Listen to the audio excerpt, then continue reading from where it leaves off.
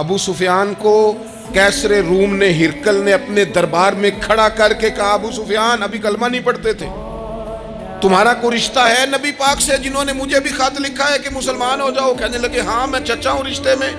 کہا وہ کیسے ہیں پیغمبر؟ تو ابو سفیان کہتے ہیں چونکہ میں مخالف تھا، میں نے وہ ساری باتیں کی جو ہم ان کے خلاف کرتے تھے۔ اس نے آخری بات پوچھی، اس نے کہا ابو سفیان یہ بتا کہ وہ جنہوں نے اعلان نبوت کیا ہے کیا کبھی انہوں نے جھوٹ بھی بولا ہے؟ تو ابو سفیان کہتے ہیں کہ 1 منٹ کے لیے میں نے کہا کہہ دوں، مخالفت تھی نا، تو پھر میں نے سوچا یہ تو عرب کی وزاداری کے خلاف ہے، عرب میں سے تو کوئی جھوٹ بولنا پسند ہی نہیں کرتا، اور پھر میں اگر حضور کو معاذ اللہ جادوگر شاعر کہوں گا تو شاید کسی کو 1 منٹ کے لیے متوجہ کر سکوں، اور نبی پاک نے جھوٹ بولا ہے، یہ تو مانے گا ہی کوئی نہیں۔ کہتے ہیں بادشاہ نے پھر زور دے کے کہا سردار بتاتے کیوں نہیں، کیا کبھی انہوں نے جھوٹ بھی بولا ہے؟ ابو سفیان کہتے ہیں میرے ہاتھ میں چھڑی تھی، میں نے زور سے زمین پہ ماری، میں نے کہا وہ میرے رشتے میں بھتیجے ہیں، میری سخت مخالفت ہے، میں ان کے خلاف میدانوں میں نکلتا ہوں، جنگیں لڑتا ہوں، کبھی وہ غالب آتے کبھی ہم آتے ہیں، لیکن میرے سامنے وہ پیدا ہوئے،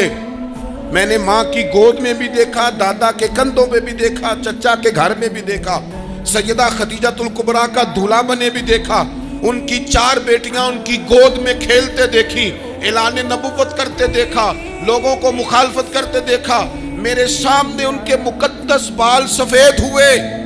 میرا اختلاف اپنی جگہ،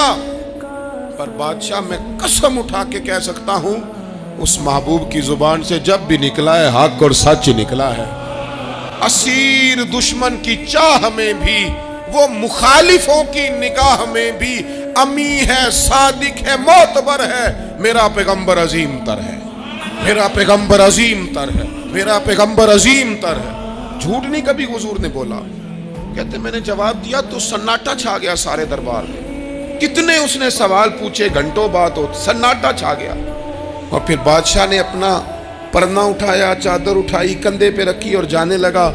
تو میں نے پیچھے سے پلٹ کے کہا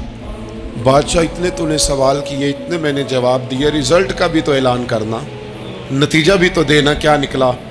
تو کہتے ہیں وہ جا رہا تھا، وہیں کھڑے کھڑے اس نے چہرہ میری طرف پھیرا اور کہنے لگا سردار نتیجہ تو نکل آیا ہے، رزلٹ تو نکل آیا۔ جس بندے نے کبھی بندوں سے جھوٹ نہیں بولا وہ یہ جھوٹ کیوں بولے گا کہ میں اللہ کا رسول بن کے آیا ہوں؟ نتیجہ تو نکل آیا، بات تو کلیئر ہو گئی، اب آگے کیا جانا ہے؟